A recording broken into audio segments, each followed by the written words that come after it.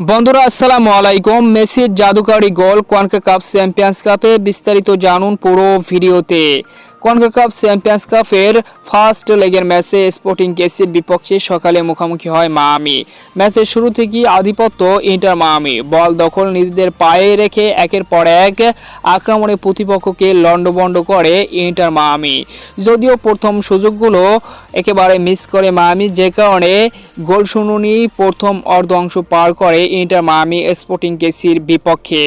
তবে দ্বিতীয় অর্ধে লিওনেল মেসির জাদুকরি গোলে ঘুরে দাঁড়ায় ইন্টার মায়ামি, যেখানে ম্যাচের 56তম মিনিটে সার্জিও বুস্কেটার অসাধারণ লং বল ডি বক্সের ভিতরে দারুণভাবে কন্ট্রোল নেয় লিওনেল মেসি। এরপর দুজনকে কাটিয়ে অসাধারণভাবে গোলকিপারকে ফাঁকি দিয়ে দ্বিতীয়বারে দুর্দান্ত এক চোখ ধাঁধানো গোলে মায়ামিকে লিড এনে দেন আর্জেন্টাইন কাপ্তান লিওনেল মেসি। এবং মেসি সেই জাদুকরি গোলে এখন পর্যন্ত 1-0 গোলের ব্যবধানে এগিয়ে রয়েছে মায়ামি।